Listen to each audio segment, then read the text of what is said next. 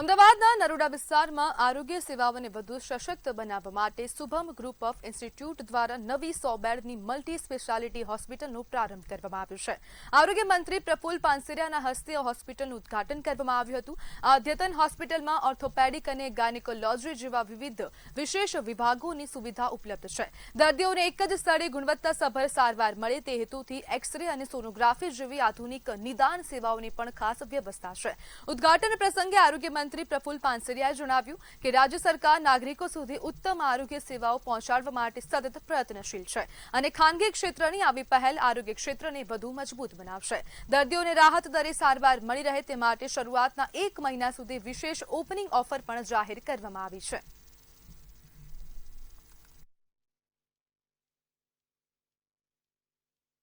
અમે હજારો વિદ્યાર્થીઓને ભણાયા છે, એમને નોકરી અપાવી છે અને અમે હજારો દર્દીઓની સેવા કરી છે।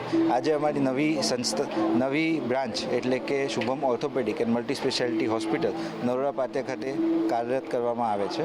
અમારી હોસ્પિટલ અત્યારે 100 બેડની હોસ્પિટલ અમે બનાવી છે, મલ્ટી સ્પેશિયાલિટી હોસ્પિટલ છે, જેમાં orthopaedics, gynaecologist, general medicine, physiotherapy જેવા ડૉક્ટર્સ, નિષ્ણાંત ટીમ, અનુભવી અને નિષ્ણાંત ડૉક્ટર્સની ટીમ અવેલેબલ છે।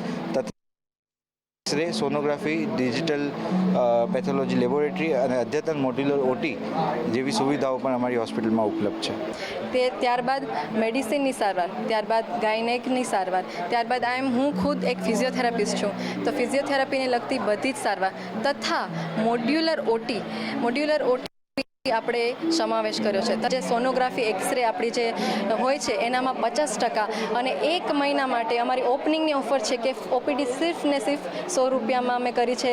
તો અમારા આ જ પ્રયત્નો રહેશે કે અમે આવી રીતે સેવાના માધ્યમથી હરેક લોકોને હેલ્થ એક એવી વસ્તુ છે કે બધા નાના વ્યક્તિને મળવી જોઈએ, સારી હેલ્થ હોવી જોઈએ કે જે લોકોને અમે ખૂબ જ રાહત દરે સારવાર આપવાના છીએ। અમારી જે નવી હોસ્પિટલ છે એ લગભગ 100 બેડની છે, જેમાં એક જ છત નીચે તમામ પ્રકારની સારવાર આપવામાં આવશે। અને આજે જે અમારું ઓપનિંગ હતું એમાં આપણા આરોગ્ય મંત્રી શ્રી પ્રફુલભાઈ પાનસેરિયા પધારેલ, સાથે દરેક સંતો, ધારાસભ્યશ્રી, કોર્પોરેટરશ્રી અને દરેક મહાનુભાવો પધારેલા હતા।